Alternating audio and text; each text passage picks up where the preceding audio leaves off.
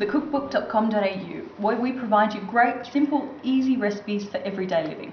Today we're going to do a fabulous traditional Christmas pudding, a nice easy recipe to get you started.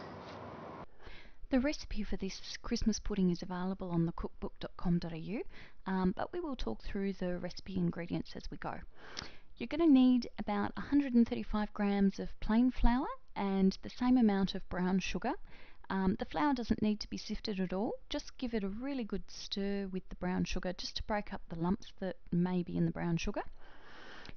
You're next going to need a decent pinch of salt, not too much, but does need to be a reasonable quantity. Next comes the spices.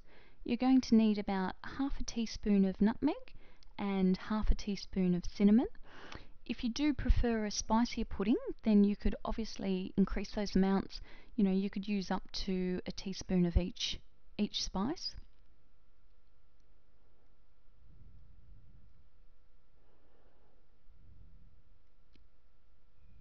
Next comes the fresh breadcrumbs. You're going to need about 135 grams of fresh breadcrumbs. If you haven't been able to buy them in the shops, then obviously you can make your own. Just take a couple of slices of day-old bread and whiz them about in a blender. If you don't have a blender, then obviously you could use a grater. Just grate the bread on the largest holes on your grater, and that'll do the same job. That'll work quite well. Next comes the fruit. So you'll need about 270 grams of raisins and about the same of currants, so 270 grams of each. You're also going to need 135 grams of sultanas. So depending on how fruity you like your pudding, you could vary those amounts slightly, but I wouldn't deviate too much from this recipe. It provides a lovely dense and really quite rich pudding at the end of it.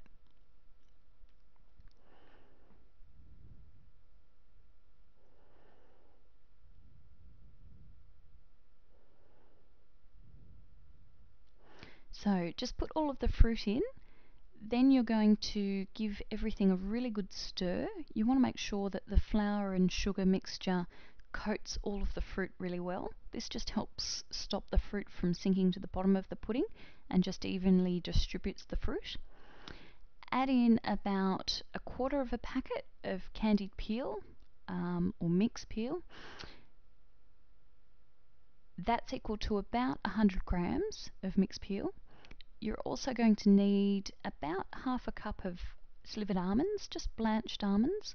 You could also use chopped up macadamia nuts if you prefer an Australian type pudding. Then you're also going to need 250 grams of butter. So we're starting to introduce the wet ingredients into the Christmas pudding. Just grate the butter on the large holes of your grater. This just helps make it a little bit easier when you're trying to incorporate all of the ingredients in the Christmas pudding.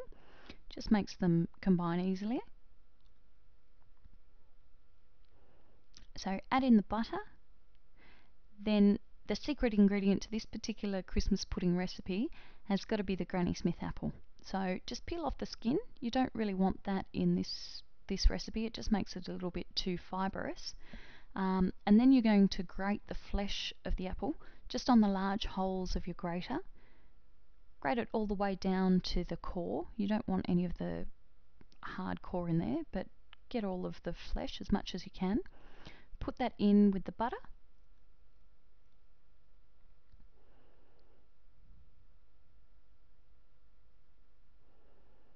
Use all of your ingredients. Don't waste anything. And then you're going to need the zest of 1 lemon. So use the smallest holes on your grater or use a microplane if you've got one. And just put that in with the rest of the mix. Now, work everything in really quite well. It might be a bit hard. You're going to have to make sure that you've got a decent sized bowl. Work everything together and then start to add the wet ingredients. You're going to need probably about half a cup of brandy, but if you prefer things a little bit more alcoholic, then you could probably add up to a cup of brandy. Then goes the milk, so about 450 mils of milk in this recipe. And to bind everything together, we're going to need 3 eggs. I prefer to beat the eggs before you put them into the Christmas pudding. It just makes things a little bit easier so you don't end up with lumps of egg throughout your pudding. Just break them up a little bit with a fork.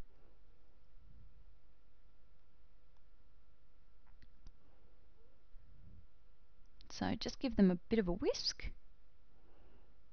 Doesn't need to be perfect, just enough to break them up. And then pour that in and give everything a really good stir to combine. Now the last ingredient for this particular recipe is some lemon juice, probably just a little bit under the juice of half a lemon. Just sharpens up the flavour a little bit and introduces an element of acidity. So now take your mixture, cover it with cling wrap, and you're going to refrigerate that overnight. It just allows the flavours to develop and also allows the fruit to absorb all of that moisture. Now to prepare your pudding basins, you're going to need some greaseproof or baking paper. Just draw a circle around the top of your pudding basin. I've got a couple of pudding basins because this recipe makes quite a lot. I've got 1.5 litre pudding basin, and then I've got 4 ramekins that are all equivalent to about 1.5 cups. So just cut out these circles. They need to be slightly smaller than the pudding basins themselves, just so that they sit inside the pudding basin lip and protect the puddings.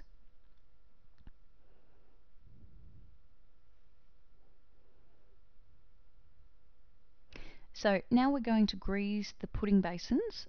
They need to be greased really quite well. You don't want to be left on Christmas Day with a pudding that won't come out of the basin. Never a good look. So just take the top foil covering of your butter and use that as the greasing paper. Just protects your hands and makes sure you don't have to wash them every 5 seconds.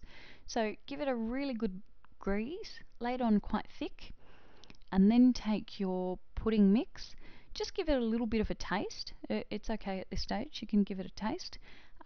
Just to make sure that you've got enough spice in there and enough brandy. If you feel you don't have enough, you could always add just a little bit more at this stage and just give it another mix. That'd be fine. You can leave this mix for a couple of nights, so if you don't have time one day, you could leave it in the fridge for a couple of nights. It just means that the flavours are going to develop even further, so it's perfectly fine to do that. Then just pack your mixture into the pudding basin. You want to pat it down really quite firmly so that you don't have any air bubbles in there.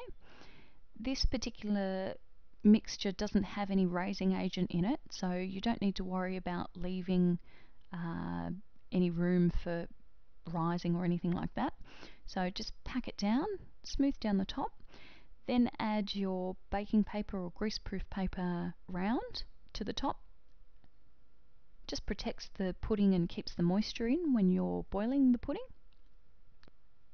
Next, take some foil. You need foil about the same size as the top of the pudding basin.